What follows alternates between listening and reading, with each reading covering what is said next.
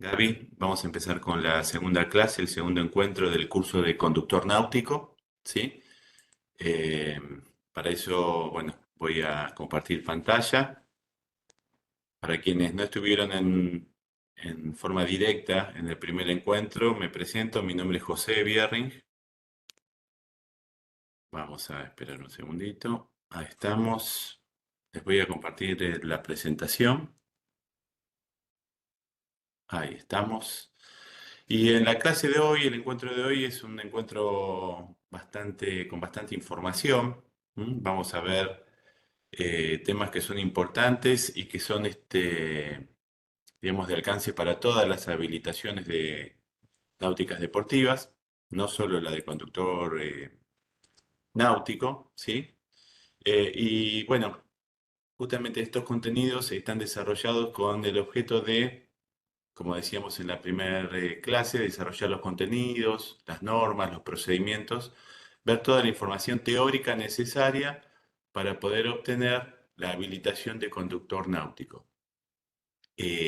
A través de algunos comentarios que hicieron a través del aula y a través de mensajes, les recuerdo que esta habilitación les va a posibilitar el gobierno de embarcaciones hasta 10 metros de eslora y 150 caballos de potencia. Esa es una modificación muy reciente.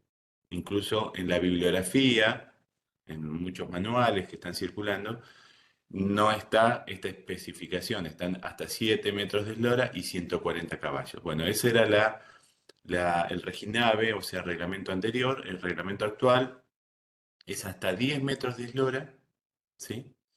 Y 150 caballos de potencia.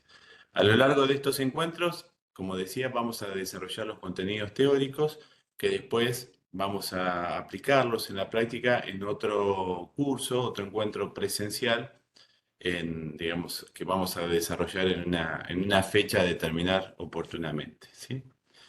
En la clase de hoy está dividida en dos partes. En la primera parte vamos a ver comunicaciones y fondeo. Ya les voy a explicar puntualmente qué es el fondeo, pero dentro de lo que son radiocomunicaciones vamos a ver específicamente las normas de utilización, los canales que se utilizan, alguna pauta, alguna recomendación en cuanto a potencia, modalidad de transmisión. Y luego vamos a ver fondeo, que fondeo quizás algunos saben qué es, otros no. Bueno, fondear es vincular la embarcación con el fondo. ¿Y cómo hacemos eso? A través de un ancla o varias anclas, ¿sí? Así que vamos a ver cómo se dimensiona, cómo se elige y algunos consejos prácticos para fondear. Esto es la primera parte, ¿sí? En la segunda parte eh, vamos a ver este motor y algunas maniobras, la introducción a la maniobra de hombre al agua, que es lo que vamos a practicar, uno de los temas centrales a practicar en el encuentro teórico, perdón, práctico presencial, ¿sí? Dentro de lo que son radiocomunicaciones, eh, voy a comentar algo, ¿sí? Eh, Existen distintos métodos para hacer señales, para comunicarse, para transmitir mensajes. En el año 65 se estableció el Código Internacional de Señales.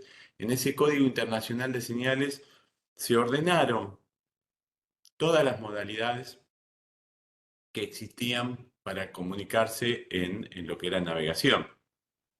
Desde las banderas de una sola letra, que son esas banderas tan coloridas que ustedes quizás conocen. Ahora se las voy a mostrar igual. El sistema Morse, que ustedes saben que es a través de transmitir rayas o puntos, a través de señales sonoras o lumínicas, directamente la comunicación por voz a través de un megáfono, la radiotelegrafía, radiocomunicaciones, la comunicación a través de brazos con o sin banderas. De acuerdo a la posición de brazos, uno configura un mensaje, una letra, y esa letra está en relación a un mensaje. Y finalmente el uso de pirotecnia, ¿sí? Lo que vamos a ver ahora, ¿sí?, es radiocomunicaciones. Dentro de la ordenanza 118, que todavía está vigente, digo todavía porque en breve va a ser reemplazada por una ordenanza nueva, porque se estableció una nueva legislación, entonces se va a hacer la ordenanza conforme a esa nueva legislación, pero hasta que eso suceda nos regimos con la ordenanza 1.18. En esta ordenanza se establecen todos los elementos, en realidad en la ordenanza, perdón, se establece todo lo que regula la actividad náutico-deportiva. Dentro de, de esa regulación está el material y el equipamiento que hay que llevar a bordo de las embarcaciones, ¿sí? En el punto 4, como dice aquí, de la ordenanza. Desde instrumental náutico, instrumental electrónico, ¿sí? Elementos de seguridad, etcétera. Si ustedes se fijan dentro de lo que es el instrumental náutico electrónico, hay un renglón, ¿sí? Estos son los elementos, estos son los ítems, y este es el tipo de navegación, las columnas que vamos a hacer. Oceánica, costera marítima, costera restringida y aguas protegidas. Nosotros, como conductores náuticos, vamos a hacer navegación de costera restringida o aguas protegidas, ¿sí? Pero igual, en todas las categorías, fíjense que en este renglón que dice equipo de transmisión y recepción VHF, dice sí, sí, sí, sí, sí, sí. Y en estos, además de decir sí, tiene un 8 entre paréntesis. Bueno, el equipo de transmisión y recepción VHF es obligatorio. Y estos paréntesis me están indicando que puede ser reemplazado por un equipo del tipo portátil, HT, ¿sí? Los HT son los walkie-talkie, los handys. ¿Mm? Y en zonas de navegación costera restringida y aguas protegidas, puede ser reemplazado por un teléfono celular móvil, ¿sí? Con GPS. Obviamente, antes de embarcarme, yo tendría que dejar registrado en la bajada, en un puesto de prefectura, ¿sí? Cuál es mi teléfono y además llevar conmigo los números de emergencias.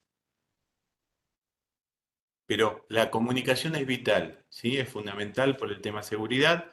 Estoy obligado a tener entonces un equipo de transmisión VHF que puede ser fijo, o como decimos, una base fija o de mamparo, y puede ser reemplazado por un equipo de mano, un handy, o en zonas de costera restringida y aguas protegidas, por un celular con GPS.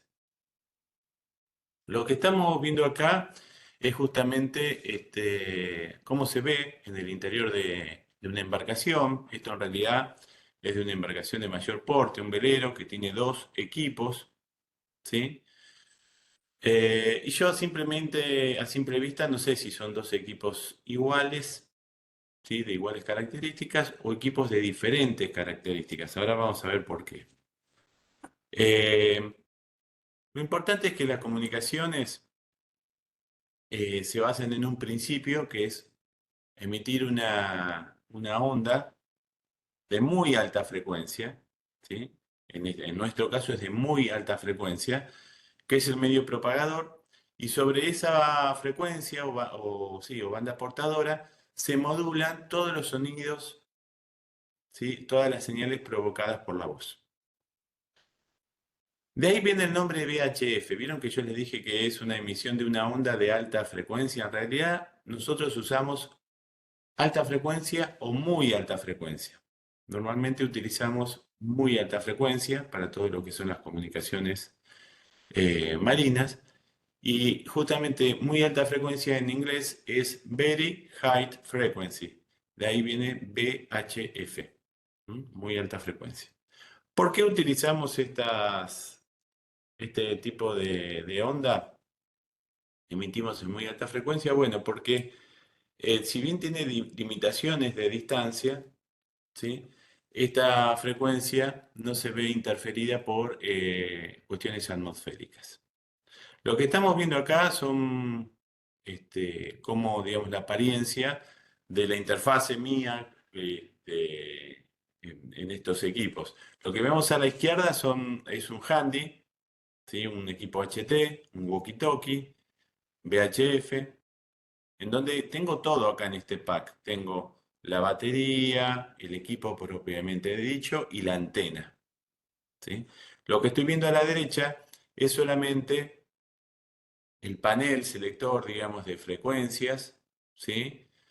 Con el cual regulo también algunas cuestiones de potencia, volumen y con el cual transmito. Pero acá en esta fotografía no está la o las baterías, ni tampoco está la antena, que en el caso de ser un velero podría estar en el tope del palo. Entonces, fíjense que hay una diferencia importante si bien los elementos son los mismos, de porte, de dimensión entre un equipo handy y un equipo fijo.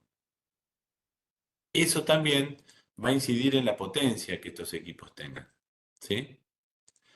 Si nosotros vemos este dibujo, lo que nos está intentando mostrar es la diferencia en el modo de propagación de las ondas en una comunicación VHF y en una comunicación, perdón, HF. VHF y HF. La VHF, que es la que utilizamos nosotros comúnmente, tiene la limitación del horizonte visible. ¿Qué quiere decir eso? Las comunicaciones nuestras son al horizonte. Difícilmente, en condiciones de propagación muy ideales, se puede radiar a algún punto más allá del horizonte. Generalmente, o en el 100% de los casos diría yo, las comunicaciones las tenemos que considerar al horizonte visible. Por eso, lo que se hace es intentar colocar la antena lo más alto posible. ¿Por qué? Porque cuanto más alta está la antena, más distante va a estar mi horizonte visible. ¿Por qué? Porque la comunicación se da en línea recta. Las antenas tienen que verse entre sí. ¿Sí? En este caso, por la curvatura de la Tierra, en este dibujo, la curvatura que está exagerada, vemos, ¿sí?, que este equipo, el equipo de este velero está radiando, ¿m? Y este no puede escucharlo. ¿Por qué? Porque está más allá del horizonte. Si yo me subiera al tope de este velero, al palo, no vería la antena de este equipo. Entonces, es difícilmente o casi imposible que se comuniquen por VHF. Para este caso existen otros tipos de transmisión que se utilizaban tradicionalmente en navegación oceánica, hoy en día están siendo reemplazados por señales satelitales, por todo lo que es las comunicaciones de conexión satelital móvil, ya sea teléfonos satelitales o internet, y son los equipos que se llaman HF o de alta frecuencia, no muy alta frecuencia. También se lo denominaba BLU a estos equipos. Se utilizan hoy en día también, se siguen utilizando, pero por costo, por practicidad, por tamaño, son equipos muy grandes que requieren mucha batería y antenas grandes, están en desuso y en realidad, o tendiendo al desuso, y en realidad la onda portadora viaja hasta la ionosfera, rebota en los niveles superiores de la ionosfera, rebota en la superficie del planeta y de esta manera, a partir de múltiples rebotes, puede llegar a puntos que estén más allá del horizonte. En relación a lo que recién les comentaba, las alturas de las antenas me determinan la distancia al horizonte visible, ¿sí? Entonces, cuanto más altas estén las antenas, mayor podrá ser la distancia entre los puntos, ¿sí?, que están transmitiendo con VHF. Eso también tiene una condicionante, o sea, yo puedo aumentar la altura de la antena, pero conforme aumento la altura de la antena, tengo que aumentar la potencia del equipo. ¿Por qué? Porque mi señal tiene que alcanzar a una distancia mayor. Si yo estuviera con un handy en un semirrígido, una lancha, un gomón, como puede ser ustedes como conductores náuticos, y se quieren comunicar con otra embarcación, con otra lancha que está con un handy, ¿sí? Fíjense que la distancia de la que estamos hablando es de 5,51 millas náuticas. Si recuerdan, la milla náutica son 1852 metros, un poco menos de 2 kilómetros, con lo cual la cuenta nos da aproximadamente 10 kilómetros. 10 kilómetros es la distancia máxima de visibilidad en un día de condiciones óptimas al horizonte visible nuestro. ¿Mm? Fíjense, acá dice H, que es la altura de la antena, a 1,5 metros. Si la antena va aumentando de altura, obviamente el horizonte estará más distante. Por ejemplo, en este caso, un velero con una antena a 30 metros se comunica con una torre en tierra, con una antena 62, y entre ellos puede haber una distancia de hasta 30 millas náuticas, o sea, 55 kilómetros aproximadamente. Pero ambos equipos tienen que tener la potencia suficiente para poder radiar, emitir y que la señal llegue con calidad. ¿Sí? Como existe, digamos, la curvatura de la Tierra y esa limitación de transmisión en VHF, lo que se suele hacer, es bastante común en náutica, es transmitir mediante una estación repetidora. La estación repetidora podemos ser nosotros, es cualquier otra embarcación, es alguien que está en el medio de la distancia entre las dos embarcaciones que no se ven y que por su ubicación puede recibir y transmitir a ambas embarcaciones. Entonces recibe el mensaje, lo repite, recibe la respuesta y la repite. Es una estación repetidora, están transmitiendo con un repetidor o haciendo de puente. En relación a lo que les comentaba recién, todo lo que es eh,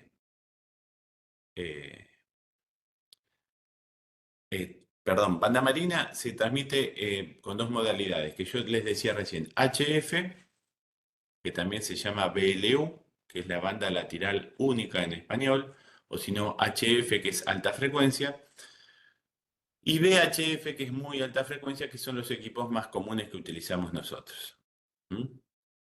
La banda marítima trabaja en este sector de frecuencia, en este ancho de frecuencia, de 156 a 162 MHz.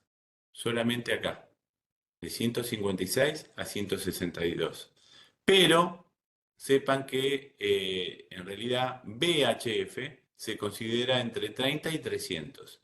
Lo que pasa es que dentro de todo ese ancho de banda, que es muy alta frecuencia, hay un sector destinado para lo que son bandas marítimas, las comunicaciones en el agua. Dentro de esta banda marítima están definidos canales. Esos canales son como, si yo dijera, los canales antiguamente de televisión, las estaciones de radio comerciales, ¿no? Son canales predefinidos. Esos canales predefinidos son de alcance mundial, o sea, el canal 6, por ejemplo, como dice aquí, 156.300 MHz, es así en todo el mundo. Lo que varía es el uso, lo que puede variar es el uso que se hace de ese canal. Por ejemplo, el único que está fijo y hay que respetar en todo el mundo es el canal 16. El canal 16 corresponde a 156.800 MHz, ¿sí? Y es el canal internacional de llamada y socorro. Todos los mensajes que son de seguridad, de socorro o de urgencia tienen que ser transmitidos por este canal. Es un canal internacional dedicado exclusivamente a eso, en el cual no pueden realizarse otro tipo de transmisiones. Luego los demás canales, ¿sí? Puede variar, ¿sí? De acuerdo a la zona en la que yo me encuentro, el uso. Por ejemplo, el canal 11 es la prefectura uruguaya, en el Río de la Plata. ¿Sí? Nosotros aquí en Ensenada, en La Plata, el canal 71 corresponde a lo que son los clubes náuticos, generalmente, y a lo que es el puesto de control de Monte Santiago de Prefectura Naval Argentina. ¿Sí? Modula en el canal 71. Quiere decir que, por ejemplo, Monte Santiago está atento al canal 71 para todo lo que son zarpadas o arribos, y al canal 16 para todo lo que son las llamadas de socorro, ¿sí? O de emergencia o de urgencia. Existen algunas normas básicas para las comunicaciones en radio, también existen cursos específicos. Por ahora no son exigibles, pero sepan que existen la posibilidad de hacer un curso se llama radio operador restringido. En algunos lugares lo están ya pidiendo para lo que es náutica, que es el curso como si fuera, digamos, de un radio operador, de un radio aficionado, en el cual uno aprende cuestiones de técnicas básicas, cuestiones de protocolo y de seguridad en lo que son comunicaciones. Para las comunicaciones radiales existen pautas, normas. Las básicas son que cuando, bueno, obviamente las transmisiones son dentro de un canal, son en lo que se llama broadcast, o sea, un punto radia, alguien radia, y todos aquellos que están posicionados en ese canal, aunque no sean los destinatarios del mensaje, lo van a escuchar. Entonces, mientras está en desarrollo una conversación entre dos estaciones, no se deben causar interferencias en la comunicación. Cuando se establece una comunicación entre una embarcación y una estación costera, ¿sí? Generalmente lo que se debe hacer la embarcación, el buque, tiene que ajustarse a las indicaciones de la estación costera, ¿sí? Tiene que dejar que la estación costera controle la comunicación. Aunque haya llamado el buque llama, informa el motivo de llamado y luego le permite a la estación costera que vaya requiriendo mayor información, que ordene la comunicación, ¿sí? Las estaciones costeras son las únicas que pueden interrumpir las comunicaciones entre embarcaciones. Está terminantemente prohibido realizar transmisiones sin identificarse en forma previa, ¿sí? Y las llamadas siempre se recomienda iniciarlas en baja potencia y luego aumentarlo si esto es necesario. ¿Por qué? Habíamos dicho que la potencia está en relación a la distancia. Y además, le comento, en las transmisiones de radio VHF se consume mucha batería. Entonces, yo tengo que iniciar la llamada en la menor potencia posible. Si la otra estación me copia, me mantengo en esa potencia y ahorro energía, ahorro batería. Si no me copia la estación, tengo que cambiar la potencia, volver a radiar y obviamente voy a tener un consumo mayor de energía. Como la potencia estaba en relación con la altura de la antena que yo les había comentado, les digo, los equipos de mano, los handys, transmiten entre 1, por ejemplo, y 5 watts generalmente. Inician la transmisión en 1, si la potencia no es suficiente, me voy a 5 watts. Los equipos fijos transmiten entre 5 y 25 watts. ¿Por qué? Porque la antena puede estar a mayor altura. Luego hay equipos especiales con mayor potencia, pero estos son los equipos estándar para embarcaciones. Para iniciar una comunicación existe un protocolo radial básico, ¿sí? Y es el siguiente. Si yo quiero hablar con alguien, tengo que llamar su atención. Entonces lo que hago es identificar 3 veces a la estación a la que yo estoy llamando, ¿sí? Luego digo aquí o para y finalmente digo mi nombre, ¿sí? Por ejemplo, si yo me quisiera comunicar con la estación Monte Santiago, que es el puesto de prefectura, podría decir Monte Santiago, Monte Santiago, Monte Santiago para, y digo mi nombre. Por ejemplo, supongamos que la embarcación se llama Petrel. Entonces, Monte Santiago, Monte Santiago, Monte Santiago para Petrel, ¿sí? ¿Qué quiere decir? Que Petrel está llamando a Monte Santiago. ¿Mm? Lo que digo primero es el nombre de a quién quiero llamar la atención. Dejo pasar unos segundos, si no me responden, ¿sí? Vuelvo a realizar esto. En ese momento me responderán, me dirán, aquí Monte Santiago, adelante Petrel, ¿sí? O me preguntarán, ¿quién para Monte Santiago? Si no escuchó, y se iniciará el intercambio. Cada vez que yo hago un intercambio, ¿sí? Cada vez que termino de hablar, tengo que eh, avisar que voy a cambiar con la expresión cambio o en inglés over, ¿sí? Y le doy la palabra a la otra estación. No se puede modular sobre la misma banda portadora dos estaciones a la vez, ¿sí? Entonces, voy haciendo en forma alterada, dando la palabra a la otra estación mediante cambio, y una vez que finaliza, se confirma la recepción de los mensajes, ¿sí? Por ejemplo, si me dan una indicación, confirmado, recibido, QSL, y luego se termina la comunicación generalmente con algún saludo de cortesía, ¿sí? Y luego cambio y fuera. Ese cambio y fuera, la otra estación la puede recibir con un cambio y fuera o con un doble golpe de horquilla sin transmitir, ¿sí?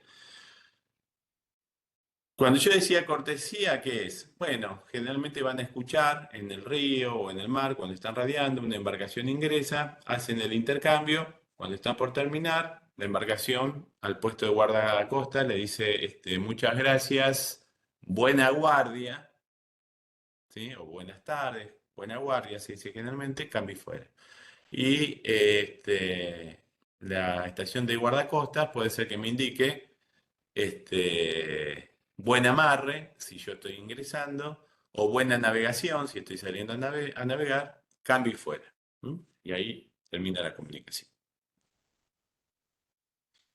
Dentro de lo que es el canal 16, que es el canal en el cual yo les decía, la frecuencia es de 156.8 MHz, es un canal que está dedicado exclusivamente para todo lo que es socorro, urgencia y seguridad, ¿sí?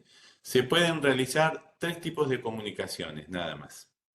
Luego en el canal 16 yo puedo establecer contacto con otro barco o con una estación, pero si no es una llamada de socorro, urgencia o seguridad, tengo que abandonar ese canal e irme a otro canal, ¿sí? Por ejemplo, yo quiero ingresar a un puerto y no sé en qué estación modula el, el puerto ese, el control del puerto. Lo debería saber, pero no lo sé. Yo sé que el control del puerto, además de escuchar ese canal, escucha el canal 16. Entonces lo llamo a través del canal 16 y el mismo control de puerto, al darse cuenta que no es una llamada ni de socorro, ni de urgencia, ni de seguridad, me va a indicar que pase a otro canal. Por ejemplo, estoy llegando a Uruguay, no recuerdo que el canal 11 es la prefectura uruguaya y en el canal 16 digo, control Puerto Colonia para Petrel. Entonces el control Puerto Colonia me dice, vamos a canal, canal 11. Nos vamos los dos al canal 11 y modulamos ahí. Ahora, si fuera una llamada de socorro, urgencia o seguridad, sí la tengo que hacer por el canal 16. ¿Sí? Y si tengo celular, el número, ¿sí?, de emergencias náuticas es el 106. Ese es un número nacional, ¿sí? 106.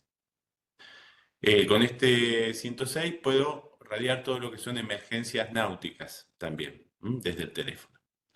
Los mensajes que puedo realizar son de tres tipos: Mayday, Pan y Segurité, ¿sí? Habrán escuchado probablemente el Mayday de alguna película, sobre todo las aeronáuticas, ¿sí? El avión cuando se cae, Mayday, Mayday, Mayday. Bueno, ¿por qué? Porque el protocolo de llamadas en radio son similares, tanto para aeronavegación como por navegación marítima. Estas palabras tienen una aplicación específica, no son palabras en algún idioma definido, sino que son adaptaciones o deformaciones del francés adaptadas a la fonética inglesa, ¿sí? No expresan Mayday, viene de una expresión francesa Médée, y pan pan de pané pané. Entonces, Mayday es ayúdeme y pané pané es roto, roto, roto. Pero en sí la aplicación Mayday es el equivalente al antiguo SOS, antiguo o actual, porque también se puede radiar, pero corresponde Mayday y es la señal de socorro. La señal de Mayday o socorro justamente se radia cuando el barco, la aeronave o cualquier otro vehículo, ¿sí?, se encuentra en peligro grave o inminente que ponga en riesgo la vida de la tripulación, ¿sí? Corresponde un Mayday. Es el socorro, es una llamada extrema. El pan pan en realidad es una urgencia, ¿sí? Si bien puede significar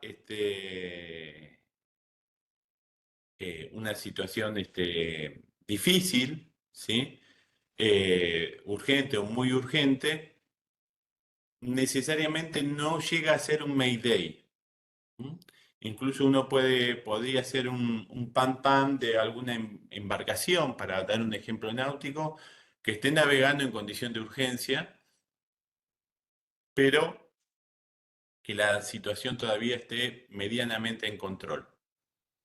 Esto hace que sea difícil distinguir en qué situaciones hay que radiar un pan-pan y en qué situaciones hay que radiar un Mayday.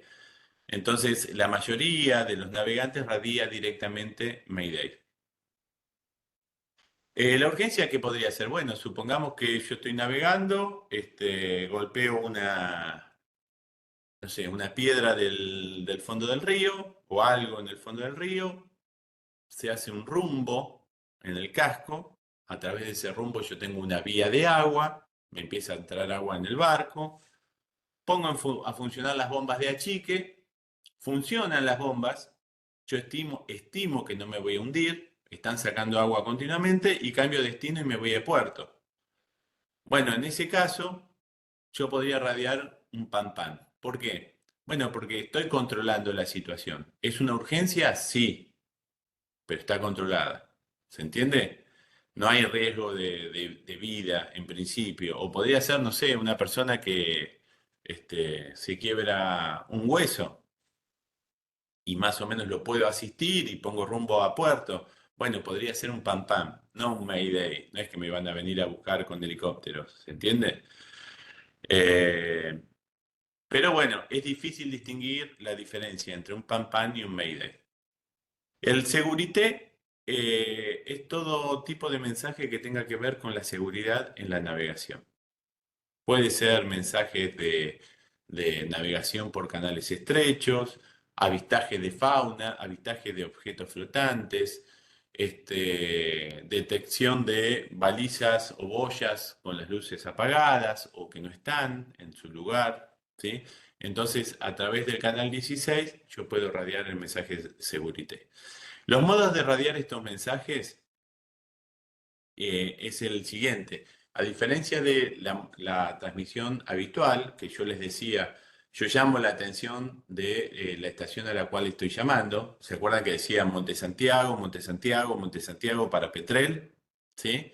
Bueno, acá no llamo a alguien en especial, sino que llamo a cualquiera que me pueda escuchar. Es una transmisión de un punto a todos. Eso es broadcast. ¿Sí? Entonces, no digo el nombre de una estación, sino que digo 3 veces primero la señal distintiva. ¿Mm? ¿Cómo sería eso? Bueno, supongamos que me estoy por hundir, ¿sí? Entonces, el protocolo, sería el siguiente. Tengo que decir 3 veces, a ver si yo tengo que decir 3 veces la señal distintiva, que en este caso sería Mayday, Pampano Segurité, por eso dice por 3. Y luego intentar en forma clara, ¿sí?, transmitir primero la posición, ¿sí? La posición es muy importante. ¿Mm? ¿Por qué? Porque si se corta la comunicación, sea cual fuera el tipo de avería, de falla que yo tenga, si yo radio un Mayday y doy la posición, me tienen que ir a buscar, el que me escuche, seguramente. Entonces, eh, hay que hablar despacio, hay que identificarse, o sea, sería Mayday, Mayday, Mayday, velero Petrel, Mayday. Dejo pasar unos segundos, Mayday, velero Petrel, digo la posición en la forma lo más clara y precisa posible. ¿A qué me refiero con esto? Si tengo un GPS, latitud y longitud. Si conozco la zona, doy referencias geográficas, o sea, en la desembocadura del arroyo Doña Flora, en Cuatro Bocas sobre el río Santiago. ¿M? Evito localismos, cosas que solamente conozca la gente del lugar, porque por ahí hay un navegante que no es del lugar y no me puede ayudar. Si yo pongo, estoy frente a la parrilla de fulano, ¿sí? Y el que está ahí navegando no es del lugar, no va a saber dónde ir. ¿M? Si es necesario indicar latitud y longitud, es lo más preciso, pero para eso tengo que tener un GPS. Pero si no, con especificaciones claras, proximidades de boyas, de costas, de alguna cuestión que me permita definir la zona, me va a ayudar. Luego tengo que decir el número de personas a bordo, ¿sí? El tipo de emergencia, ¿sí? Y puedo incluso hasta describir la embarcación. Si otro barco, o cualquier barco recibe este mensaje, es importante que dé acuse de recibo, ¿sí? O sea, ustedes escuchan que hay una embarcación en problemas, es importante que ustedes den acuse de recibo, establezcan comunicación. Esto tiene varios efectos, desde, por un lado, poner en marcha, disparar, ¿sí? Todo el protocolo, digamos, de lo que es un rescate, pero también tiene una cuestión psicológica para el que está pensando que se va a hundir y no lo escuchó nadie, porque radia y después se le hunde la embarcación o salta al agua, ¿sí? Entonces, siempre que puedan, respondan. ¿Qué ocurre si yo recibo un mensaje de Mayday? ¿Sí? Estoy obligado, ¿sí?, a actuar. Tengo que asistir. Tengo que asistir como intervenir en el proceso, ya sea en forma directa, asistiendo, ¿sí? Acudiendo a rescatar a las personas, o retransmitiendo el mensaje a las autoridades y en función de lo que prefectura me indique, podré intervenir si estoy navegando en la zona, o quizás me dice, no, no intervenga, ya estamos informados y estamos asistiendo, ¿sí? Pero no puedo hacer silencio de radio y dejar de responder. Lo que tenemos acá, lo que estamos viendo, es el código, una simplificación de distintos códigos de señales. En este cuadro, que ustedes lo tienen en la bibliografía, están concentrados distintos modos de comunicarse. No tienen que aprenderlos esto para conductor náutico, simplemente están para que sepan que existen. Acá tenemos varios sistemas en un solo cuadro. Por un lado tenemos las banderas de una sola letra. Cada bandera de color representa una letra, ¿sí? ¿Esto qué hace? Bueno, yo puedo deletrear utilizando las banderas. Sería algo muy difícil, ¿sí? Pero a su vez, para simplificar eso, cada bandera, ¿m?, está asociada con un mensaje predefinido. Por ejemplo, la letra O, Oscar, es hombre del agua. La letra W, es esta bandera, necesito asistencia médica. Este código de banderas se usaba en antaño, sigue existiendo, sigue estando regulado, pero está en desuso. Y no lo tienen que estudiar ustedes para conductor náutico, se los comento simplemente. Otro código que tienen aquí es el código Morse. Ven que, por ejemplo, la letra A es un punto y una raya, ¿sí? Vamos a ver, la S son 3 puntos, la O son 3 rayas y la S son 3 puntos. Quiere decir que si yo quisiera transmitir un SOS, podría ser 3 puntos, 3 rayas, 3 puntos, con una linterna de mano, por ejemplo, ¿sí? Entonces, ¿cuál es la diferencia entre punto y raya? Es la duración del destello lumínico, por ejemplo, ¿sí? Entonces, ¿eso cómo se hace? Prendo la linterna, lo tapo con la mano, ¿sí? Y destapo 3 veces cortas, 3 veces largas y 3 veces cortas, ¿sí? Eso sería un SOS. Es lo único que yo les recomiendo que aprendan, que sepan del código Morse. porque después es complejo y requiere mucha práctica. Además, en este cuadro hay una cosa más que es interesante que conozcan y hasta necesario en algunos casos, que es el alfabeto fonético. ¿Qué es el alfabeto fonético? Bueno, a cada letra del abecedario, a cada letra del alfabeto, le corresponde una palabra. Esa palabra es la misma en cualquier idioma en el mundo. ¿Sí?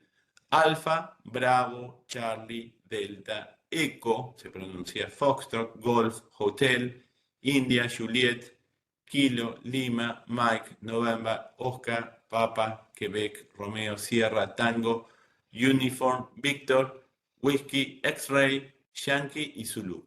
Ese es todo el alfabeto. ¿Para qué lo tengo que saber? Bueno, eventualmente en algunas ocasiones me van a dar alguna indicación. eh, por ejemplo, no sé, en zona alfa me dicen que me quede. Hay lugares en donde las zonas de navegación están divididas por letras. Si a mí me dicen zona alfa, es la zona A, ¿sí? Si tengo un apellido complejo y me piden que lo deletree, no digo con B de burro, con J de José, con E de elefante, ¿sí? Sino que digo Bravo, Juliet, Eco, Romeo, Romeo, ¿sí? Entonces, hay veces que ustedes tienen que aprender qué cosas fundamentalmente del alfabeto fonético. Yo les recomiendo que sepan el nombre de la embarcación, deletrearlo en fonético, y el apellido de ustedes, porque cuando salgan a navegar, probablemente el de la estación guardacostas, sobre todo si tienen un apellido poco frecuente, les va a pedir que lo deletreen, porque él está escribiendo, ¿sí? Él o ella, ¿no? El de quien esté en el puesto, está escribiendo. Y me va a pedir que lo deletree. Entonces, en ese caso, tengo que saber el alfabeto fonético.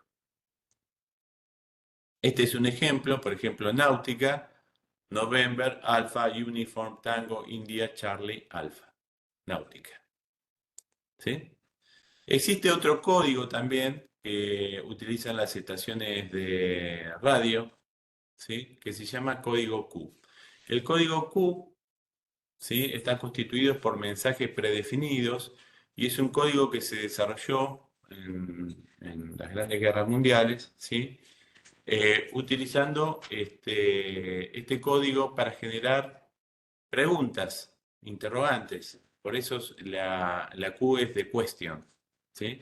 Si bien tiene una forma interrogativa y un modo de afirmativo, el código Q es una propuesta, es una pregunta, ¿sí? Entonces, esto tampoco es necesario que lo sepan al 100%, pero en algunas zonas de navegación en donde hay sobre todo zonas de navegación marítima, en donde existen navegantes de muchas nacionalidades, por ejemplo, no sé, en Mar del Plata, a mí me ha pasado ir en velero en la costa atlántica y que desde las estaciones costeras me pidan QTH, QTI, QTJ. QTH es la posición, me están preguntando dónde estoy. QTI, rumbo, hacia dónde voy. Y QTJ, la velocidad. ¿Sí? Existen infinidad de interrogantes que puedo hacer con el código Q. Estos son solo algunos mensajes predefinidos. ¿Mm? Pero, por ejemplo, me dicen, ¿cuál es su QTH? Me están preguntando dónde estoy. ¿Sí? Son modos que fueron desarrollados para permitir una transmisión en Morse, por ejemplo, más rápido, en lugar de preguntar en qué posición estás, mandaban QTH, ¿sí? Y que son aplicables a todos los idiomas. ¿Mm?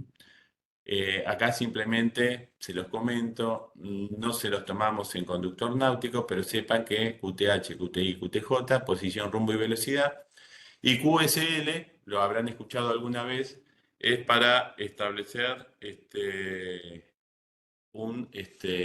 perdón, para confirmar la recepción de un mensaje. QSL es un recibido. Otras posibilidades de comunicación no exigibles, bueno, son las balizas o boyas, también llamadas PLB, perdón, PLB, ¿m? Que son las balizas personales, las cuales emiten una señal de radio que es tomada por un GPS, y esto en realidad, estas boyas o balizas PLB, no es para realizar un intercambio de comunicación, sino para una situación de Mayday, una situación de socorro. Emiten una señal si yo estoy en el agua o en una embarcación, en un bote salvavidas, que es tomada por un satélite, y eso pone en marcha todo un dispositivo que lo coordina la Armada Argentina a través de Prefectura Naval, que se llama SAR, que es el operativo de búsqueda y rescate, Search and Rescue. ¿Sí?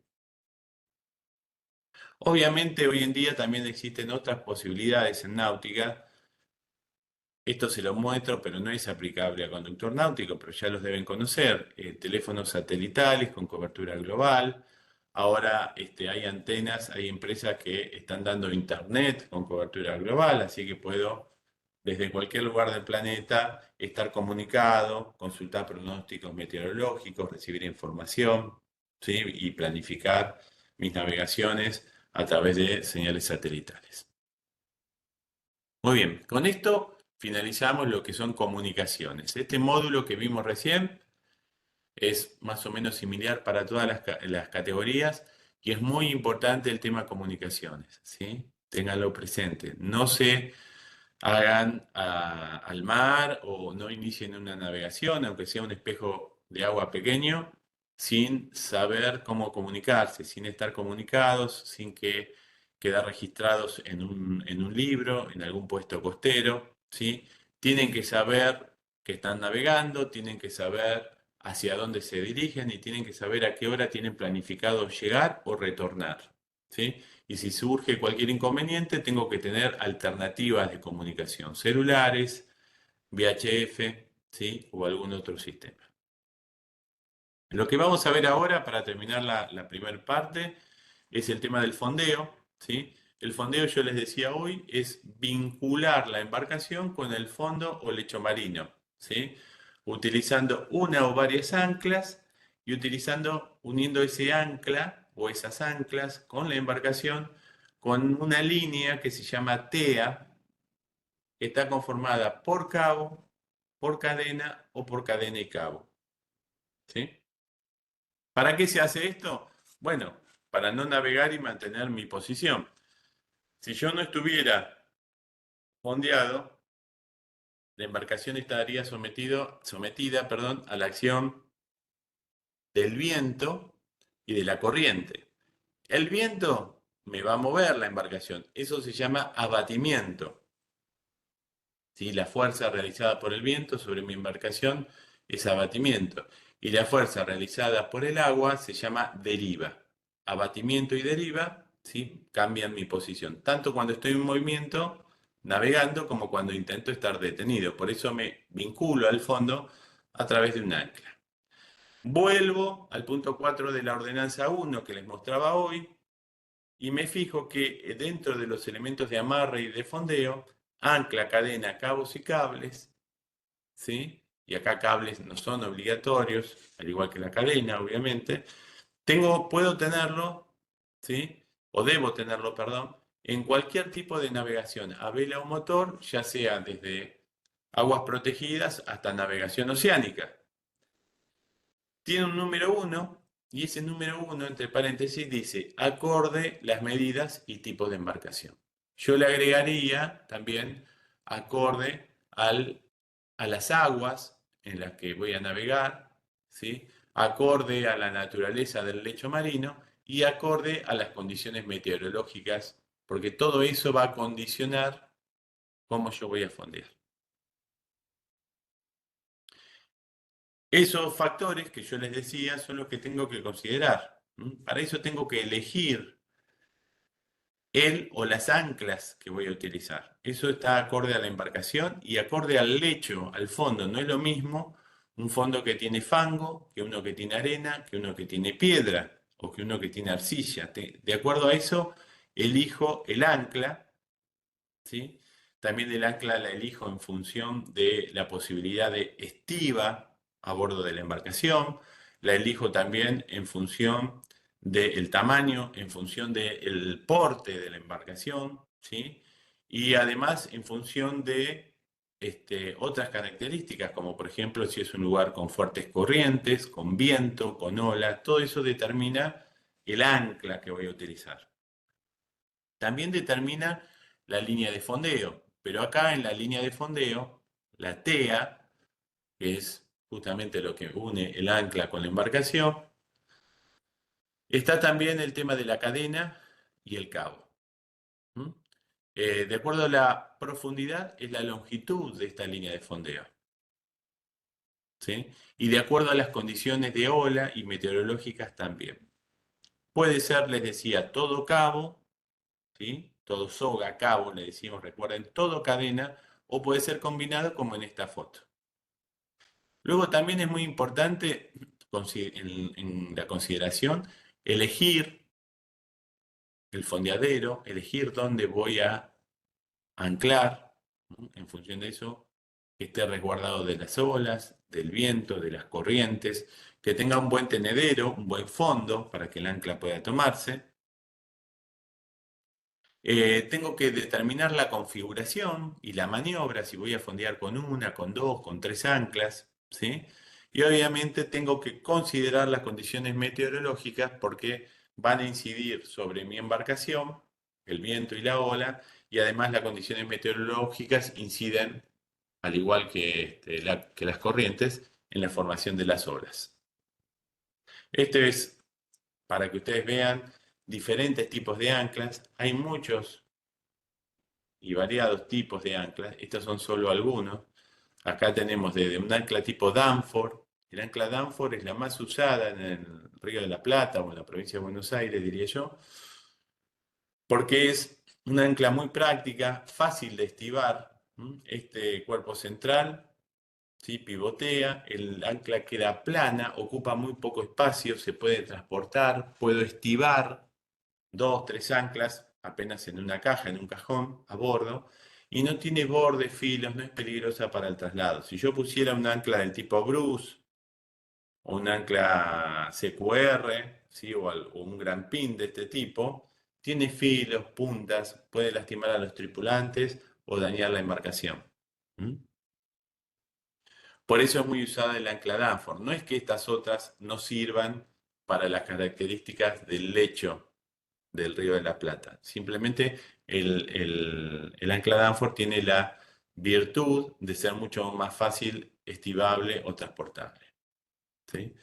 De acuerdo a cómo configuro el fondeo, bueno, la TEA va a copiar el fondo o va a describir una parábola. En este caso tengo cadena y luego cabo. En este caso tengo todo cabo. ¿Sí? Obviamente, cuanto más cadena ponga, la TEA va a ir copiando el lecho marino. Los cabeceos o movimientos de la embarcación no se van a transmitir al ancla. Entonces va a ser la misma ancla, si yo le pongo cadena va a ser mucho más eficiente. ¿Sí? Otro factor a tener en cuenta que es muy importante es el tema meteorológico. Con buen tiempo yo voy a fondear con una longitud de TEA que es de 3 a 5 veces la profundidad. Por ejemplo, si yo tengo 3 metros de profundidad, puedo utilizar 9 metros a 15 metros de TEA. Pero si el mal tiempo aumenta y yo tengo que permanecer fondeado, esa longitud la puedo extender lo más posible o hasta 10 veces la profundidad. ¿Sí? Si yo tengo una profundidad de 3 metros, bueno, podré ir hasta 30 metros.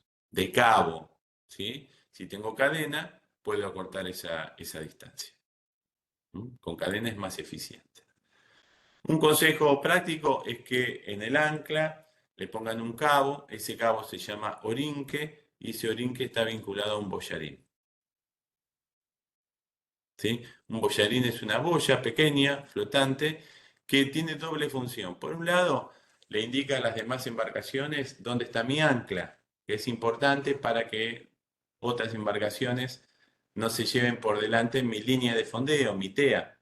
Pero también, como en este dibujo, sirve para desclavar del fondo del lecho el ancla tirando, jalando desde el orinque. Yo recupero el boyarín, tiro del orinque y desclavo el ancla. Lo que tengo que tener en cuenta también es que al vincularme con el ancla, ¿sí? La embarcación puede bornear.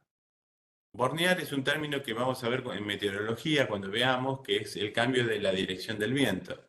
Bueno, el borneo de la embarcación es esa rotación en torno al punto de fondeo, ¿sí? Eso se llama bornear, rotar en torno al punto de fondeo. ¿Mm? Esa rotación está dada en función de las corrientes y en función del viento. Entonces, describen las embarcaciones un círculo que se llama círculo de borneo. Y es importante tenerlo en cuenta porque yo puedo fondear, ¿sí? Y si no considero ese círculo, puede ser que con un cambio de viento mi embarcación bornee y, por ejemplo, se vaya a un lugar que no tenga profundidad o que tenga algún obstáculo o que interfiera con un muelle o con otra embarcación. ¿Mm? Tengo que tener un círculo de borneo libre. Y ese círculo está relacionado con la cantidad de cabo y de cadena que yo arrojo. Cuanto mayor es la longitud, mayor es el radio y mayor es el círculo de borneo. Para restringir el círculo de borneo, ¿sí? Y a su vez tener una mayor seguridad, se puede fondear a barbas de gato. El fondeo de barbas de gato es utilizando dos anclas, ¿sí? Que se disponen de esta forma, ¿m? Y que justamente evitan que el círculo que yo describo sea tan grande y además trabajan en forma solidaria las dos anclas, teniendo mayor resistencia.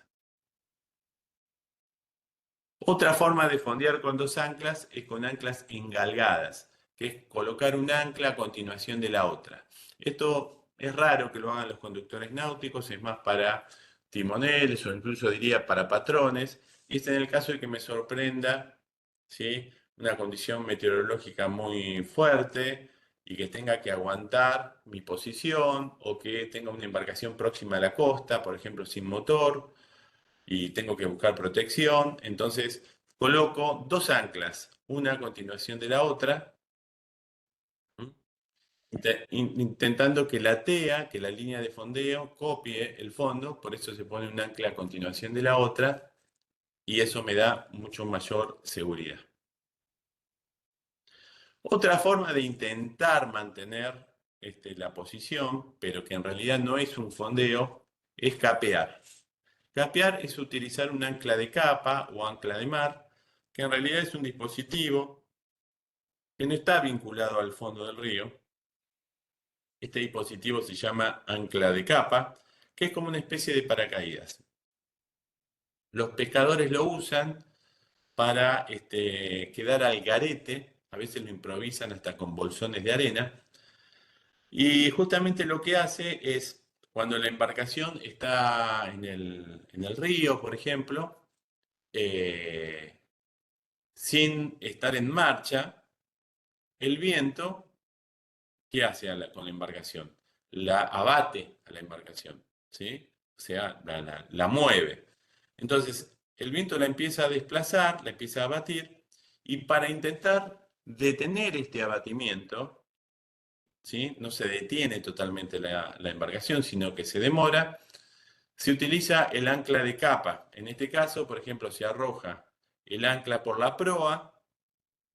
La embarcación es movida por el viento y cuando se mueve la embarcación por el viento, ingresa agua, ¿sí? En el ancla de capa y va frenando a la embarcación a la vez que hace que la proa del barco se presente o quede apuntando al viento, lo cual también es una situación mucho más confortable con respecto a las olas. Luego se recomienda tener un orinque, un cabo de recupero, que vuelve a la embarcación con una boya flotante. Para traerla, se tira de este cabo para que el ancla de capa se desinfle, digamos, está llena de agua y poder llevarla a la embarcación. Y aproximadamente se recomienda una distancia no menor de 5 veces la longitud de la embarcación en el cabo del ancla de capa. En este punto debe tener un giratorio, porque si no el cabo se retuerce, ¿sí? Y termina rompiéndose. Este es el típico ejemplo, ven, de los pescadores, el viento lo empuja, el motor está detenido y el ancla de capa o ancla de mar me va deteniendo, me va evitando el abatimiento. Esto lo llaman los pescadores garetear. También se puede usar de otras maneras. Esto es su uso en veleros para detener la velocidad del velero en medio de una tormenta, para presentar la proa a las olas. Y es un elemento como un paracaídas de tela muy resistente y reforzado. ¿Está? No hay mucho más secretos. Después es práctica, es conocimiento de la zona y conocimiento del dimensionamiento del fondeo de acuerdo a las condiciones meteorológicas del lugar. ¿Sí?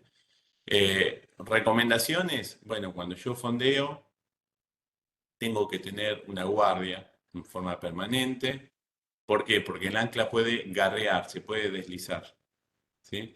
Entonces, una vez que hizo fondo, que hizo cabeza el ancla, tengo que establecer una guardia que puede ser personal o puede ser incluso hay sistemas de GPS que fijan una modalidad que se llama antigarreo, ¿m? Que justamente detectan si se desplaza el ancla y me da una alerta porque en ese caso tengo que elevar el ancla y volver a fondear. ¿Sí? Bien, para, para ver ahora, en la última media hora, tenemos algunas nociones básicas de motor que vamos después con aquellos que hagan el módulo práctico, vamos a repasar, y las maniobras básicas con embarcaciones. En náutica los motores se clasifican, al igual que en tierra, de muchas maneras, ¿sí? De acuerdo al tipo de combustible, a la potencia, ¿sí? Al modo en el que realizan la combustión, digamos, en 2 tiempos, en 4 tiempos, pero también se los identifica de acuerdo a la ubicación en relación al casco. Decimos fuera de borda, o sea, está por fuera del casco, están motores internos, todo dentro del casco, o motores dentro, fuera de borda, donde una parte está dentro y una parte está fuera. Los motores internos, ¿sí? Pueden venir en distintas versiones, generalmente en diésel o nafta, están dentro de la embarcación, son poco frecuentes para los que son conductor náutico, esto es más para veleros de mayor porte o yates, ¿sí? Y frecuentemente, por lo menos en el ámbito nacional, la mayoría son diésel, ¿sí? Por consumo, por seguridad, etc. ¿Qué inconveniente tiene este motor? Bueno, además del porte y del peso, eh, el movimiento a la hélice es transmitido a través de un eje y ese eje tiene que atravesar el casco por debajo de la línea de flotación. Quiere decir que es un punto potencial de entrada de agua. Obviamente en todos los barcos eso está resuelto, no es un problema grave, pero es un punto al cual hay que prestar mucha atención. Los motores dentro o fuera de borda son motores también que pueden venir en diésel o nafteros y tienen mucha similitud con un motor interno, pero también con un fuera de borda, porque tengo todo lo que es el motor, la máquina dentro del casco y luego tengo una pata, como si fuera un motor fuera de borda por fuera del casco. Y finalmente los más comunes, ¿sí? Con los que ustedes van a navegar como conductor náutico, son los fuera de borda, que hay motores de gran potencia fuera de borda. Fíjense, este es de 250 caballos, el de la foto. Ustedes como conductores náuticos no podrían conducir esta embarcación, es muchísimo. Que pueden ser de 2 tiempos o de 4 tiempos. Y la diferencia entre el dos tiempos y el cuatro tiempos es justamente el modo en el que realiza el proceso de compresión y explosión. Pero lo más importante es que ambos utilizan como base de combustible la nafta, y la diferencia entre el dos tiempos y el cuatro es que el de dos tiempos, fuera de borda, náutico, va a utilizar una mezcla de nafta y aceite para motores de uso náutico, y el de cuatro tiempos va a usar nafta solamente. Cuando digo nafta me refiero a nafta super. Este movimiento que realizan los motores, cualquiera sea, tiene que ser transmitido a través de todo lo que es la transmisión, valga la redundancia, ¿sí? O sea, el movimiento generado por el motor tiene que llegar a la hélice. Eso es a través de una caja de transmisión que indica el sentido de giro, se transmite a través de un eje y finalmente llega a la hélice para generar la propulsión. Ese eje, ¿sí? Es el elemento lineal que en un motor interno tiene gran desarrollo y atraviesa el casco, y en un motor fuera de borda puede ser cortito y está todo fuera del motor, ¿sí? En lo que sería la pata. Las hélices hay de muchísimos tipos, de muchísimos materiales y de distintas características. Ahora vamos a ver algunas de esas características. Esto para que ustedes vean, las hay desde hélices de bronce, de aleaciones, fijas, plegables. En este caso son hélices de palas plegables para un velero.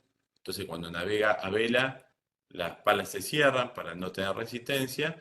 O pueden haber plásticas o metálicas, incluso de gran tamaño.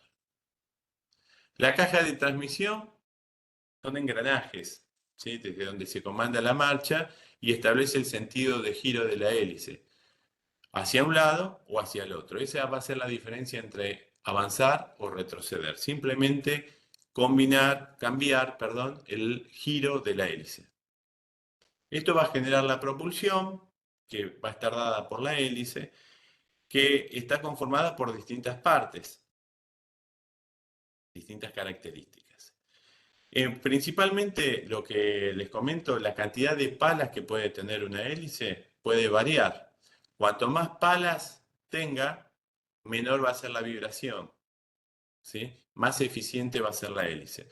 Fíjense, dos, tres o cuatro palas van desde una mayor vibración a una menor vibración, o, por ejemplo, este tipo de hélices de un equipo tipo moto de agua, en realidad tiene 14, 16 palas generando un efecto de un jet, ¿sí? Mucho más homogéneo sin vibración. Las hélices, las palas, están unidas al eje a través de un núcleo, ¿m? Y esa unión al núcleo puede ser fijo o variable. Eso determina el paso. En este caso, las palas están unidas en forma fija porque están soldadas, y en este caso están atornilladas, entonces se puede cambiar el ángulo de ataque al agua. Al cambiar el ángulo de ataque, yo modifico el paso. Generalmente las hélices de nuestras embarcaciones no se modifican, son de paso fijo, y ese paso va a generar una mayor o menor incidencia sobre el agua y va a generar un mayor o menor desplazamiento en horizontal. Por otro lado, tienen también un diámetro exterior, obviamente, las hélices, y algo que es muy importante en la conducción, un sentido de giro. Las hélices, de acuerdo a su sentido de giro, al diseño se las denomina levógira o dextrogira. Levógira es la que gira hacia la izquierda cuando yo le digo a la embarcación que quiero ir adelante. Al motor le digo, vamos avante. Si la hélice gira a la izquierda para que la embarcación avance, es levógira. Si yo le digo al motor, vamos para adelante, y la hélice gira a la derecha, es dextrógira. ¿Sí? Si invierto las marchas, obviamente en ambos casos invertirá también el sentido de giro. Siempre para definir la hélice tiene que ver si voy hacia adelante, si gira a la izquierda, o si voy hacia adelante, si gira a la izquierda. ¿Sí? A la derecha. Levo gira a la izquierda, dextro gira a la derecha.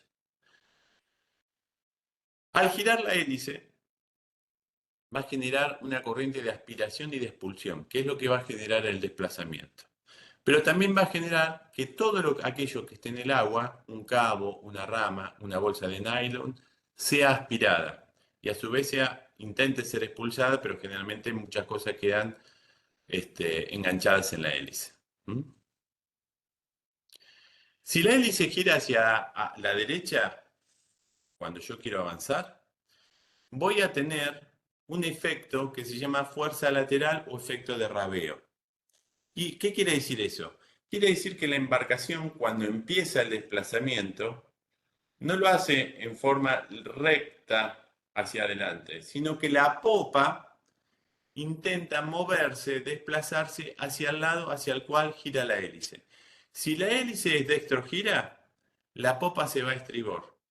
Si la hélice es levógira, la popa se va a babor. ¿Sí? Esto genera un efecto de desvío que tengo que tenerlo en cuenta cuando inicio la marcha para no golpear embarcaciones laterales y que en algunas embarcaciones es de utilidad incluso, si el timonel es hábil, para poder virar la embarcación en lugares restringidos. Mediante golpes de avance neutro, avance neutro, avance neutro, la embarcación, en lugar de salir hacia adelante, va moviéndose hacia la derecha, o sea, hacia estribor, la popa, si es dextrógira, o hacia babor, o sea, hacia la izquierda de la popa, si es levógira. ¿Sí? Esa fuerza lateral se llama efecto de rabeo o fuerza de rabeo. Otro efecto que aparece con la hélice cuando gira se llama cavitación. La cavitación es, justamente lo habrán escuchado alguna vez, si son bomberos también en las bombas, ¿no? La cavitación en náutica es cuando la hélice, en lugar de girar en el fluido, en agua, queda, por efecto del exceso de velocidad, queda como inmersa en burbujas de aire, con lo cual gira sin producir avance, aumenta las revoluciones de manera notoria, porque no tiene la resistencia del agua, y no produce un avance, con lo cual también se produce una vibración que llama mucho la atención en el barco. Empieza la hélice a vibrar, aumentan las revoluciones y la embarcación no avanza. ¿Qué tengo que hacer? Tengo que bajar las revoluciones, espero un segundo que se libere la hélice de las burbujas de aire y nuevamente poner avante. ¿Por qué? Porque si no bajo muchísimo el rendimiento de la embarcación. Este efecto de cavitación se da, les decía, o cuando está la hélice girando a muy alta velocidad o cuando gira a muy alta velocidad, no solo por efecto del motor, sino porque de frente es alcanzado por una ola que genera gran cantidad de burbujas de aire. Dentro de lo que son motores, es muy importante el tema del mantenimiento en los motores náuticos. Un tema recurrente es que no son motores que utilicemos como el auto en forma diaria, ¿sí? Entonces suele surgir fallas de carburación, de restos de combustible. En el traslado pueden perderse lubricantes, ¿sí? Por mala posición de los motores. Entonces es muy importante el tema del mantenimiento y la revisión permanente. ¿Mm? Un tema de mucha utilidad es el trimado. El trimado es el ajuste del motor. Ese ajuste puede ser manual o puede ser electrónico. Y justamente el trimado es la posición de la pala en función a mi desplazamiento. Cuando yo estoy navegando, me estoy desplazando, tengo que intentar que la pata del motor esté perpendicular al agua. ¿Sí? Si está como en el primer caso, me va a levantar la popa, me va a bajar la proa clavándola en las olas, ¿sí? Voy a tener mayor resistencia del agua y voy a tener bajo rendimiento. En el siguiente caso, me va a bajar la popa y me va a subir la proa, me va a generar inestabilidad y pérdida de rendimiento. Y en este caso, una vez en el tercero, está desplazándose la embarcación, tengo un correcto trimado. La pata está perpendicular. Este trimado lo ideal no es que yo lo ponga para una posición estática, sino que tiene que estar perpendicular cuando yo me encuentro en desplazamiento. También es muy importante para esto la distribución de los pesos de la embarcación, de los tripulantes y las cargas. Elementos que suelen fallar y que tengo que tener de repuesto, bueno, rotores. Recuerden que la refrigeración en la mayoría de los motores náuticos se realiza por agua que toman del medio. No es excluyente, puede ser por aire también, pero el rotor suele fallar. Las bujías, y en este caso marco el tema de los motores de dos tiempos que utilizan mezcla. Las bujías pueden empastarse, pueden carbonizarse, ¿sí? Entonces tengo que hacer la mezcla con la proporción exacta de aceite, no mayor, ¿sí? Que es del 2%. O sea, 2 partes de aceite cada 100 partes de combustible. Luego, obviamente, tendré que tener cuidados de los distintos circuitos, encendidos, baterías, la instalación en general, mangueras, cableados, baterías, todo lo que es inyección, y chequear lo que son cuestiones de arranque, como cualquier motor. Dentro de lo que es la náutica es muy importante el tema del manejo del combustible, por seguridad, como habíamos visto cuando comentamos el tema de incendio, pero también por una cuestión ambiente, ¿sí? Entonces tengo que tener en cuenta el rendimiento del motor, las distancias a navegar, las reservas y la autonomía para evitar recargar combustible estando en medio del río y poder producir un derrame. Otra cosa que es muy importante es en el traslado de los combustibles. Tengo que tener en cuenta hacerlo en bidones apropiados, resistentes, que puedan estar al sol sin este, digamos, con seguridad para evitar derrames de combustible. Tengo que tener los bidones estivados, atados, o fijos, los tanques de combustible, para evitar también que en el desplazamiento golpeen, se dañen o produzcan derrames. Acá vemos algunas cuestiones relacionadas con la mezcla, lo que yo les decía. Los motores de dos tiempos se utiliza una mezcla de combustible y aceite para motores de dos tiempos de uso náutico, ¿sí? No es el mismo aceite que una bordeadora. La base constitutiva es la misma, los aditivos son distintos porque uno refrigera por aire, el otro por agua, las temperaturas de funcionamiento son distintas, entonces compren el aceite para motores de dos tiempos náutico y si es posible recomendado por el fabricante del motor, ¿sí? La relación para la dosificación es cada 50 partes de combustible, una parte de aceite, ¿sí? O cada 100 partes de combustible, 2 de aceite. Por eso a veces se dicen 2 cada 100 o 2%, que sería una expresión incorrecta, pero que se suele usar, ¿sí? ¿Esto qué quiere decir? Cada 50 litros, un litro de aceite. Cada 5 litros, que podría ser un bidón pequeño, 100 centímetros cúbicos de aceite. O sea, por litro de aceite, por litro de nafta, 20 centímetros cúbicos de aceite. Ténganlo en cuenta para hacer la cuenta. Los bidones, les decía, con indicadores de nivel, resistentes al sol, a los golpes. Las peras, que constituyen la línea de combustible, que son válvulas son bombas y a su vez válvulas de retención.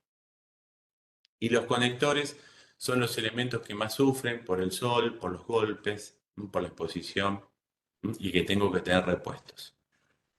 Filtros también, ¿sí? Me pueden traer problemas en lo que es el funcionamiento del motor. El resto del motor, cuando hagamos el módulo práctico, vamos a hacer todos estos conceptos teóricos que vimos, los vamos a ver nuevamente, pero en vivo, y vamos a hacer las prácticas con motor. Un tema importante en el manejo de embarcaciones con motor es conocer el diámetro táctico o curva de evolución.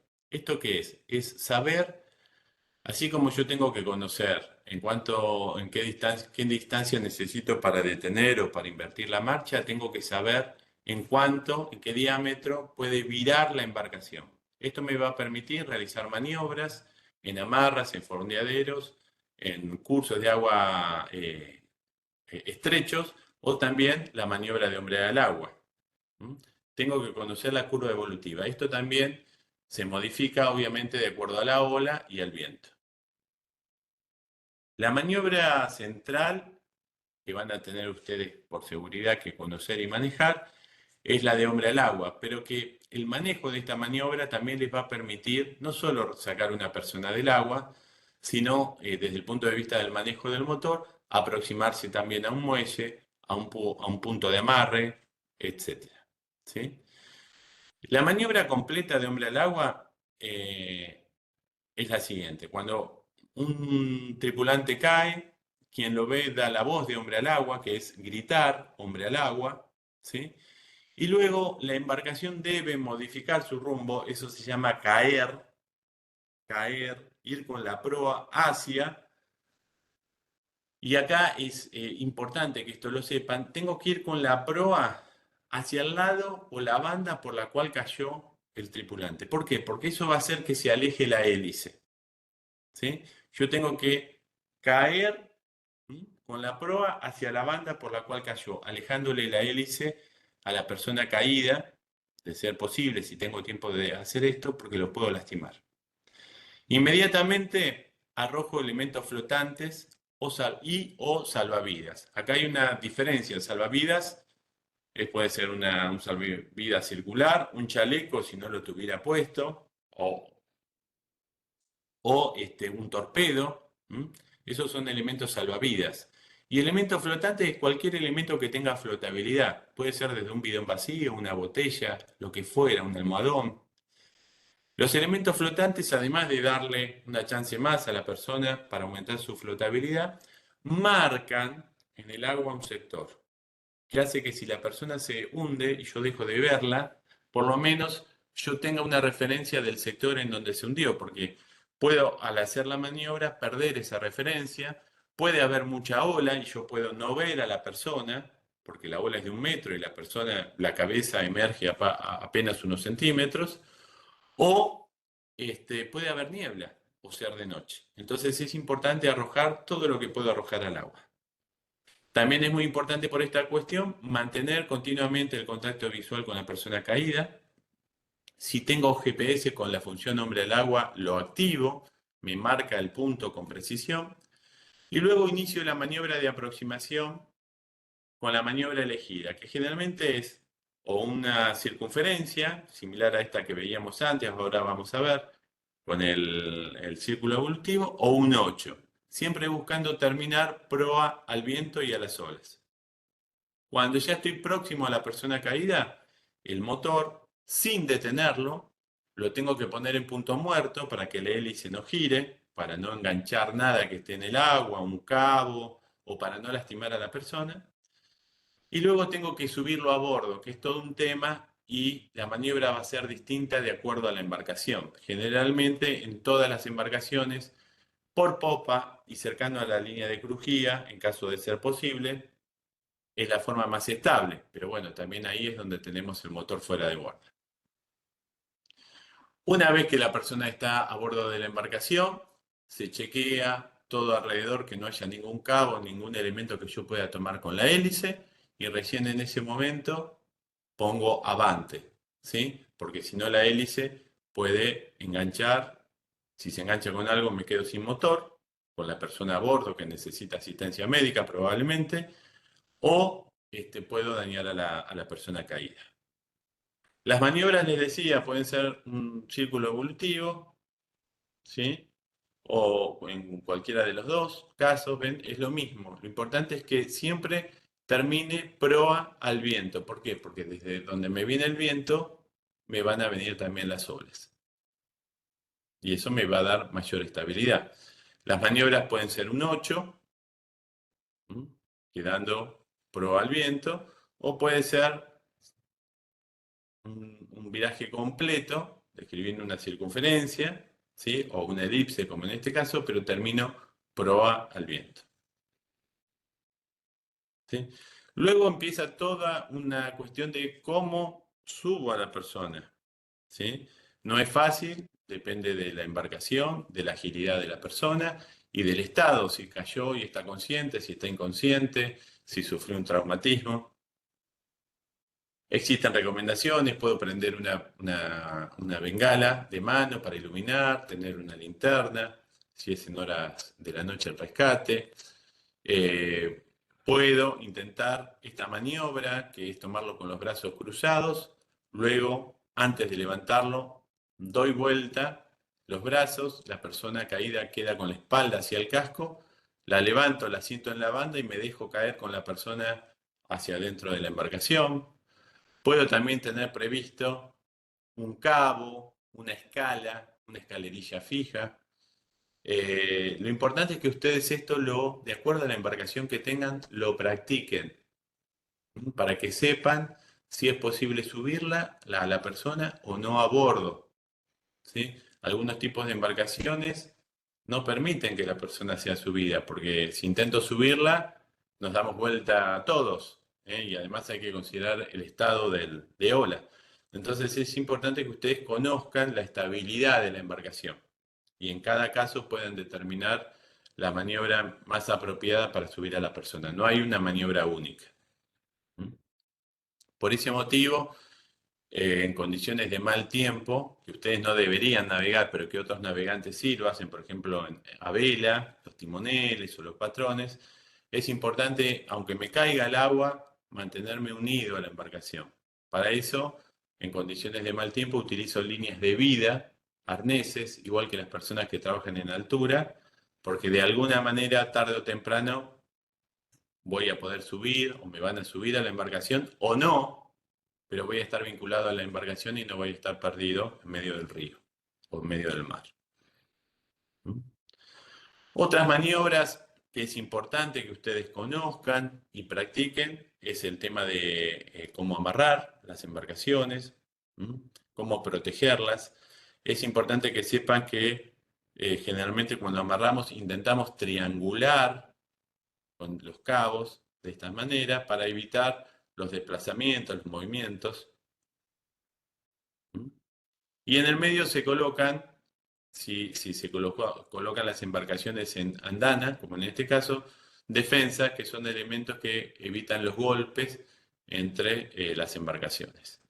Tengan en cuenta que al tomarme yo de los puntos fijos de amarre, esto puede ser un muelle cuya posición, nivel, altura, no se modifica con la altura de marea. Entonces, las embarcaciones que están en el agua suben y bajan y estos puntos están fijos. Entonces tengo que ajustar los cabos para mantener las embarcaciones estables. ¿Sí? Los ajusto de acuerdo al nivel de marea. En otros casos, estos puntos sí son móviles porque están puestos en plataformas flotantes o muelles flotantes y suben y bajan junto con las embarcaciones. Entonces es mucho más estable. El nombre de los cabos, los que salen hacia el interior de estas partes de embarcación, se llaman coderas, codera de proa, codera de popa, largos de proa y de popa, través, los que van perpendiculares a la línea de crujía, y spring, spring de proa o spring de popa, los que triangulan con los largos. El largo va así, el spring va así. El largo va así, el spring va así. Fíjense que estas son embarcaciones de gran porte y están amarradas de esta manera, ¿no? O sea, estos consejos son válidos para distintos tipos de embarcaciones. Bueno, finalmente vamos a ver lo último, que es el tema del remolque. Nos va a llevar 5 minutitos, que es algo que en algún momento ustedes van a tener que hacer en el medio, o como remolcador o como remolcado. Van a pedir ayuda, se les quedó el motor. Bueno, siempre que yo remolque, si es posible, me conviene hacerlo con esta modalidad que se llama pata de gallo, que es dividir el esfuerzo entre dos puntos fijos del casco del remolcador. Estos puntos fijos pueden ser herrajes que tiene el casco, que se llaman cornamusas, y que distribuyen la tensión, pero además de distribuirla, no es por una cuestión porque resista más, sino porque le da estabilidad al timón, le da estabilidad al casco, evita que pierda el control, el timonel, y que pueda traccionar de forma prolija. Esto se llama pata de gallo. Obviamente para un remolque muy corto, una emergencia, no tiene mucho sentido. Ahora, si el remolque es largo y me va a llevar varios minutos o varias horas inclusive, es importante armar una pata de gallo. Si el remolque lo hago en el mar o con mal tiempo, este es un ejemplo para que ustedes vean, son tantas las tensiones que las embarcaciones pueden recibir, tanto el remolcador como el remolcado, que esta simple pata de gallo que yo mostraba, perdón, que yo mostraba aquí, ese principio en el remolcado se multiplica y tengo que tomarme de todos los puntos fijos que la embarcación me pueda dar.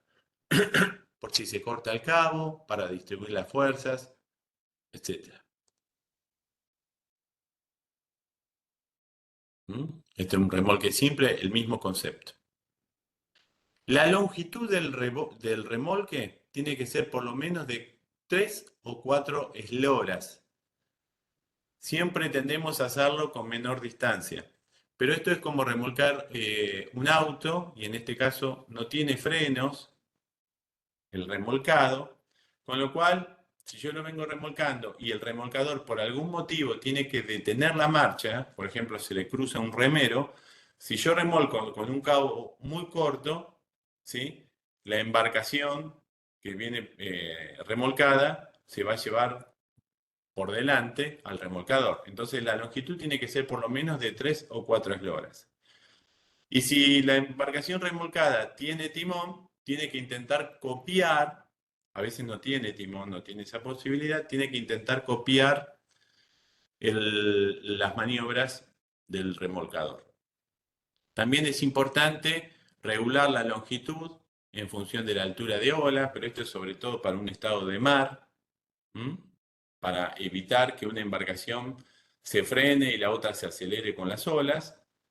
Y también para evitar los tirones o chicotazos en la línea de remolque, al igual que pasa cuando remolcamos un auto, ¿vieron? Entonces eso se contrarresta con la longitud y poniendo un peso en la línea de remolque. Un peso importante puede ser la cubierta de un auto, por ejemplo. Obviamente, esto lo hago si yo tengo planificado un remolque, porque si no, en medio del río una cubierta de auto no la voy a poder sacar. Pero supongamos que ustedes me dicen, José, hay que trasladar desde tal lugar a tal otro lugar una embarcación sin motor. Bueno, yo ya preparo el aparejo de remolque, pongo la cubierta en el medio del cabo, le doy suficiente longitud, armo la pata de gallo, ¿sí? Y armo la sujeción en el remolcado y recién ahí inicio. Cuando inicio el remolque, siempre se hace el remolque a la menor velocidad posible, el remolcado intentando copiar el rumbo del remolcador para evitar que pase lo que pasa en esta imagen. ¿Mm? Y se hace a la menor velocidad posible. Obviamente en el remolcado con personas haciendo guardia, atenta por cualquier inconveniente, que puede ser desde una pérdida de rumbo, que el remolcador se detenga y que nos vamos encima del remolcador, o que se corte el cabo de remolque. Lo que hay que evitar son grandes tracciones, son cambios de dirección, como está pasando en este caso, está traccionando mucho la lancha. No está coincidente, la línea de crujía del velero no coincide con la distancia con el ángulo, perdón, de la línea de remolque y no coincide con el rumbo de la lancha, ¿lo ven? Y a su vez el cabo de remolque no tiene pata de gallo y apoya sobre el motor. ¿Mm? Bueno, esto quizás, esta foto yo la pongo, quizás es un remolque muy corto el que están haciendo y no lo han armado por eso, pero bueno, si fuera un remolque planificado tendría que ser mayor el remolque. Existen distintos tipos de remolque, ténganlo en cuenta, ¿sí? Eh, este es el remolque que llamamos por largo, que es el más habitual, el común, ¿sí? Son 4 los tipos de remolque. El remolque por largo, el remolque abarloado, que generalmente lo hacemos con embarcaciones que no tienen gobierno, o sea, no tienen la posibilidad de ser timoneadas, y nos tenemos que meter en un espacio muy restringido, adentro de una amarra. Entonces, para poder conducirla, nos ponemos abarloados, se pone al lado. Esto se llama abarloado, banda por banda, unido con cabos y con defensas. Entonces, una embarcación le presta el timón a la otra, digamos, y trabajan como si fuera un catamarán, trabajan unidas. El otro tipo de remolque se llama remolque por sirga. Estas fotos son fotos históricas, hay formas modernas de hacerlo, a través de trenes, tractores o incluso a pulso, como en este caso a tracción a sangre. Un remolque por sirga es llevar a un elemento flotante, una embarcación, que está en el agua desde tierra. De ahí viene la expresión del camino de sirga por el camino lateral. ¿Mm? Y esto cuando no había motores, las embarcaciones bajaban río abajo por la corriente y luego subían a tracción animal o tracción humana, ¿sí? O incluso con un vehículo, pero desde tierra. Entonces tenemos remolque por largo, remolque abarloado, remolque de sirga o por camino de sirga, y el último es remolque por empuje, ¿sí? Que también se pueden utilizar para embarcaciones menores, en espacios restringidos, por ejemplo, para ayudar a una embarcación que está sin motor a entrar en una amarra, pero que es más común en este tipo de remolques de mercancías de gran tamaño. Estas son barcazas en el río Paraná, río Uruguay, que transportan cargas, elementos del agro, son remolques por empuje, se traslada empujando, como una locomotora que se pone atrás de la formación, ¿sí? Entonces recuerden, son cuatro los tipos de remolque: por largo, abarloado, por camino de sirga y por empuje. Bueno, con esto terminamos, me excedí los 7 minutos, les pido disculpas. Voy a detener la presentación y quedo disponible para alguna consulta que quieran hacer, algún comentario. Voy a detener la grabación.